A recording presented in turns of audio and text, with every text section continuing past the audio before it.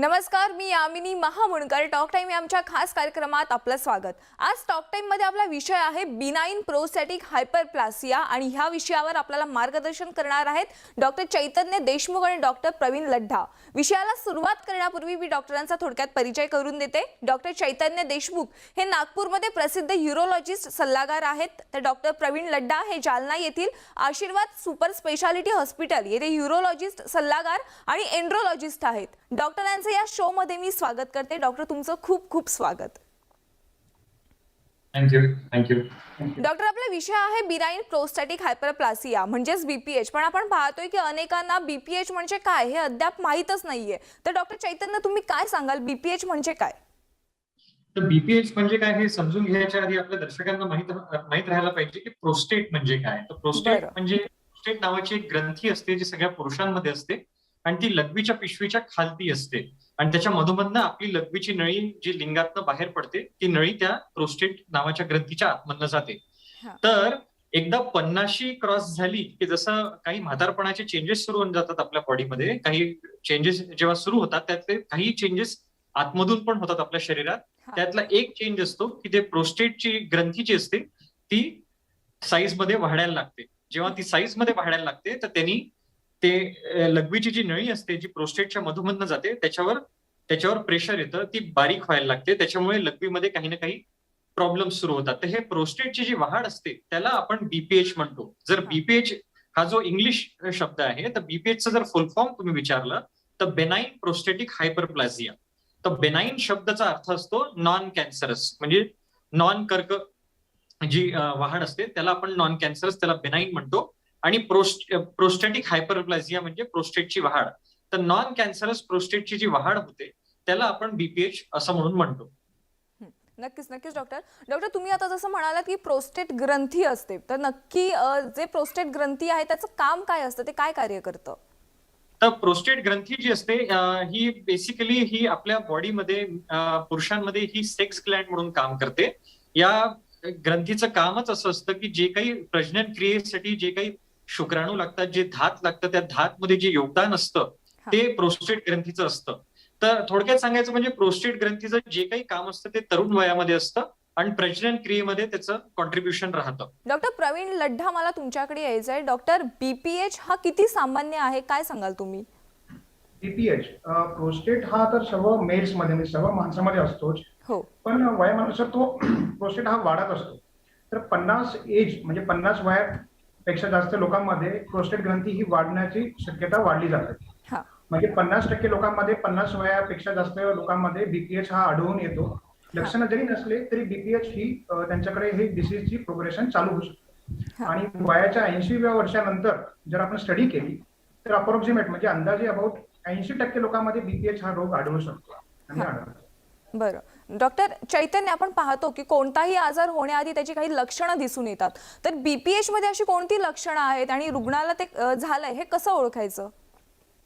BPH चे लक्षणं जे असतात ते बेसिकली लघवीच्या अडथळ्याचे लक्षण असतात. जसं मी आधीच्या प्रश्नाचे उत्तर त्यांना सांगितलं होतं की बीपीएच मध्ये जसं जसं प्रोस्टेटची वाढ होते तर त्याच्या मधोमधनं लघवीची नळी जी जाणारी असते ती बारीक व्हायला लागते. तर जशी ती बारीक व्हायला लागते तर त्याच्या सोबत जे पेशंट्स असतात ज्यांना बीपीएच राहतं त्यांना काही ना काही लघवीचे लक्षणं सुरू होऊन जातात. जसे लघवी थांबून थांबून होणे, लघवी वारंवार लघवीला जाणे, खूपदा लघवीला जेव्हा ते जातात तर लघवीची सुरुवात करायला वेळ लागणे, रात्री एकदा झोपायला गेली तर वारंवार उठून लघवीला जाणे, कधी कधी लघवीवरचा कंट्रोल पण सुटून जातो पेशंट्सचा. तर असेही काही भिन्न प्रकारचे कंप्लेंट्स असतात, अशा तक्रारी असतात, अशा तक्रारीसोबत पेशंट्स आमच्याकडे येतात ज्यांना बीपीएच असतं.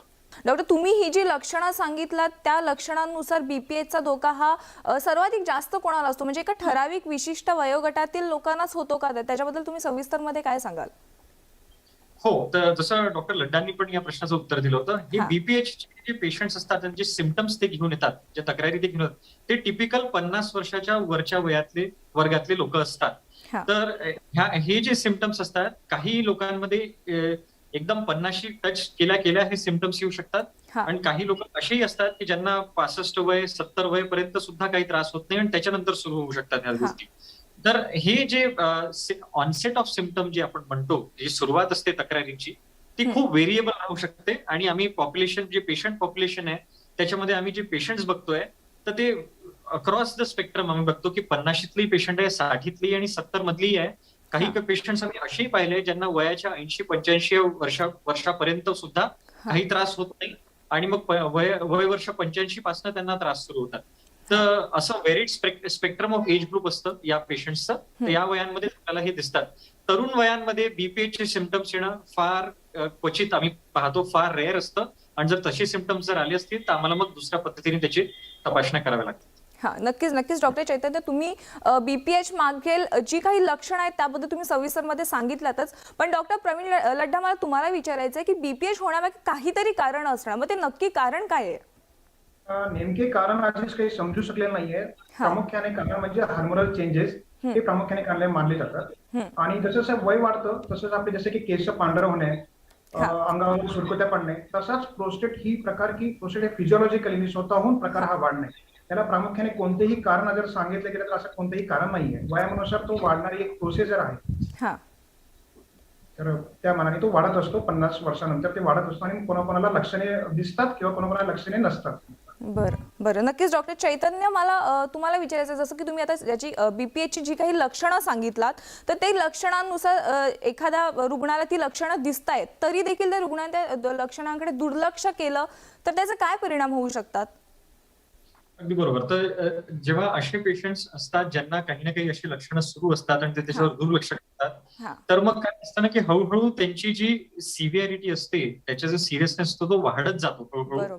आणि जेव्हा तो वाढतो तर सगळ्यात पहिले तर आपल्या दिनचर्यामध्ये त्याचे प्रॉब्लेम सुरू होऊन जातात की तुम्ही सोशली कुठे बाहेर जाऊ नाही शकत, लोकांशी भेटू नाही शकत, कारण की तुम्हाला वारंवार लघवीला जावं लागतं, कधी कधी लघवी सुटून जाते. तर एक सोशल इश्यूज पण असतात ज्याच्यामुळे मग त्या गोष्टी घडू शकतात. दुसरं काही मेडिकल कंडिशन्स उत्पन्न होऊ शकतात जे सिरियस राहू शकतात. जसं लघवीची जी पिशवी आहे त्यातला टोन जाऊ शकतो, कारण की ती जी लघवीची पिशवी आहे ती आता ताकद लावून लघवी बाहेर फेकायचा प्रयत्न करते अडथळा पार पाडायला. तर खूप दिवसांपासून जर हा प्रोसेस सुरू असला तर त्यांची लघवीची पिशवी ढिली पडू शकते, त्यातली ताकद कमी होऊन जाऊ शकते. काही लोकांना जर ते अजून त्यांनी दुर्लक्ष केलं त्याला तर त्या काही लोकांमध्ये आम्ही हे पाहिलेलं आहे की त्यांच्या किडन्या खराब होतात, कारण की त्याचे मागे प्रेशर वाढत जातात आणि किडन्या सुद्धा खराब होतात. काही लोकांना मूतखडे तयार होणं सुरू होऊन जातात की ब्लॅडर मध्ये स्टोन्स क्रिएट होतात. काही लोकांना किडनीमध्ये स्टोन्स होतात.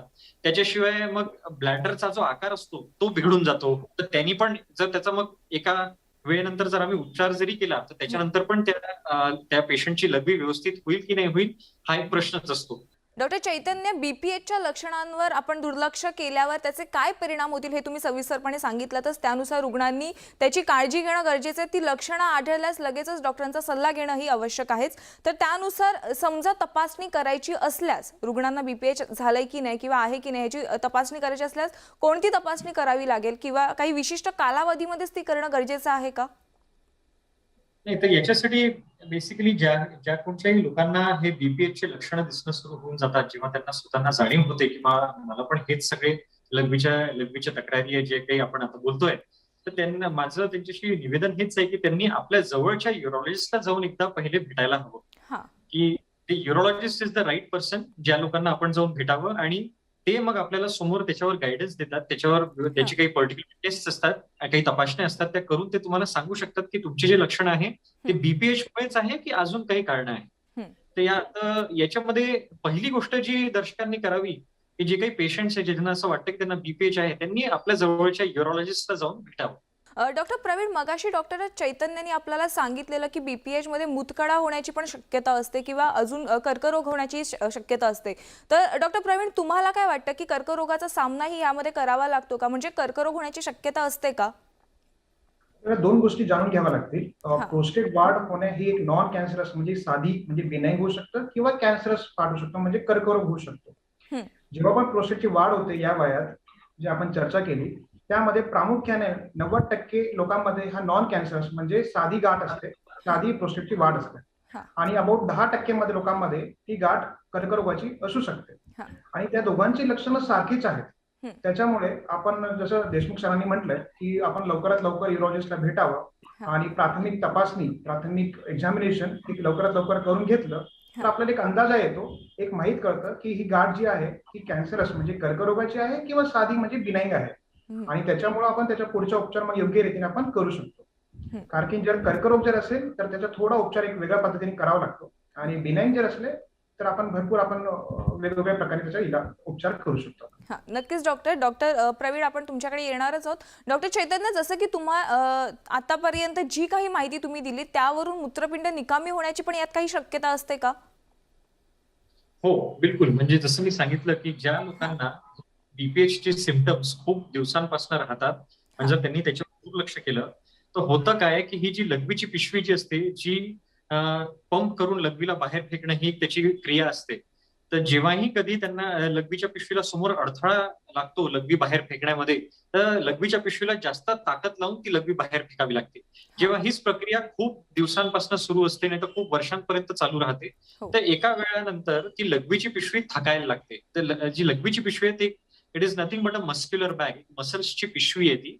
तर जसे आपल्या हातापायाचे मसल्स फटीग होतात, तशी लघवीच्या पिशवीचे पण मसल्स फटीग होतात. जेव्हा ते फटीग होऊन जातात, तर मग लघवीची पिशवी नाकामी होऊ शकते. तर प्रेक्षक हो, आता आपण प्रवीण लड्ढा आणि डॉक्टर चैतन्य देशमुख यांच्याकडून बिनाईन प्रोस्टॅटिक हायपरप्लासिया या आजाराविषयी आणखी माहिती जाणून घेणारच आहोत. तुर्तास वेळ झाली एका छोट्याशा ब्रेकची. तुम्ही कुठेही जाऊ नका, पाहत राहा टॉक टाइम.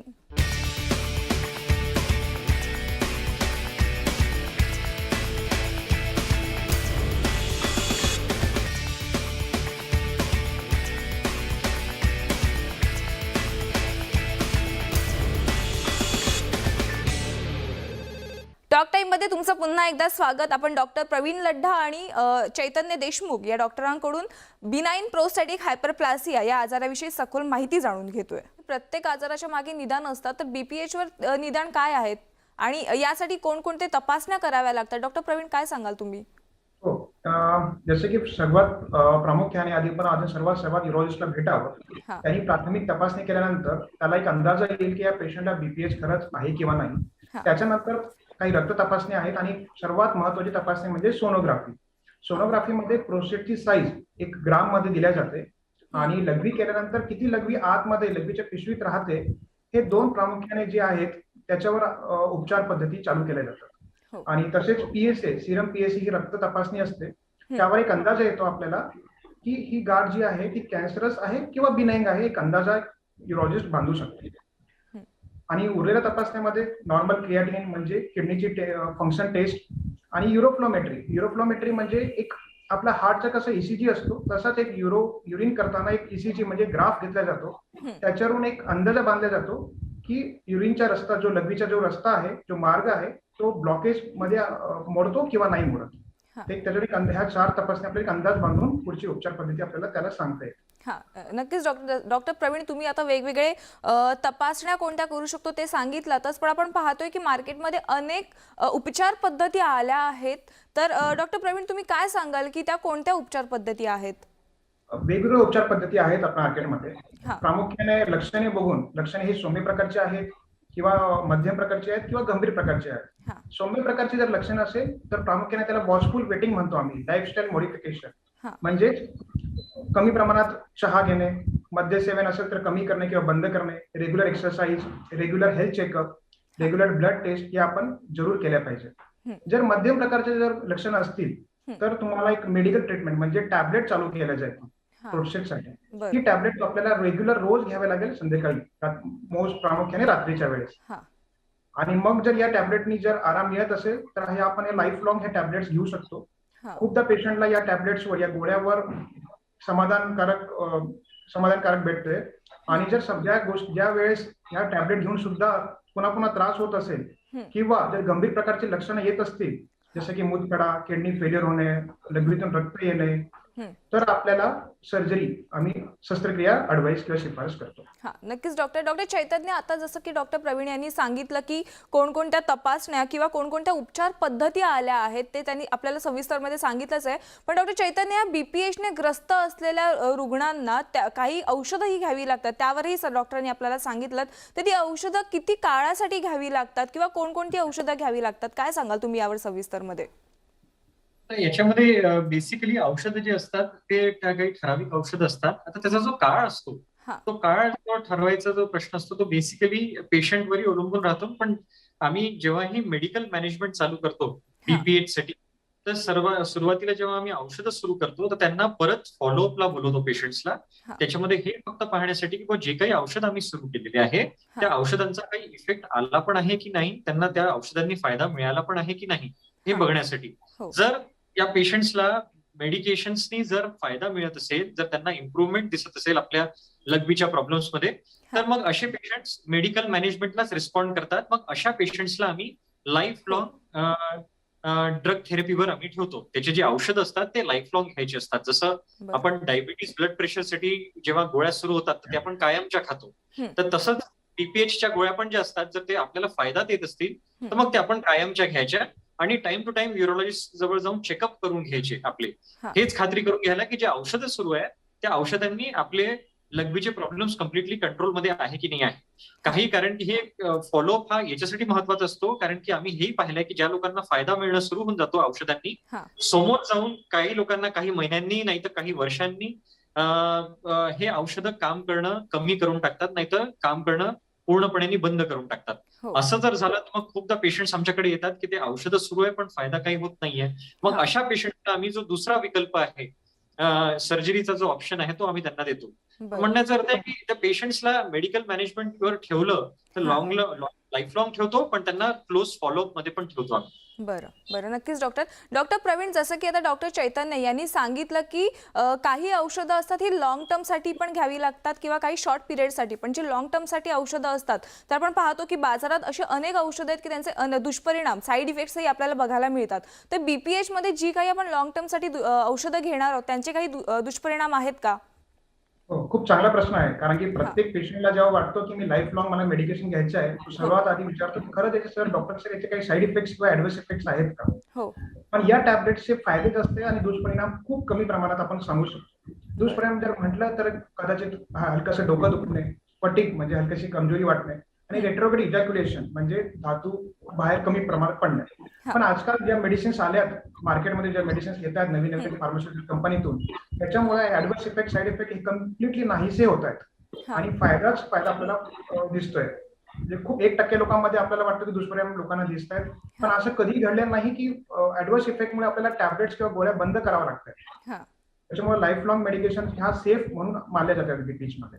डॉक्टर चैतन्य यांनी सांगितलेलं की अनेक शस्त्रक्रियाही आपण करू, म्हणजे ज्यांना औषधांचा फरक पडत नाही त्यांच्यावर आपण शस्त्रक्रिया करतो. तर त्यासाठी कोणकोणत्या शस्त्रक्रिया आहेत किंवा त्या कधी आणि कशा केल्या जातात, काय सांगाल तुम्ही?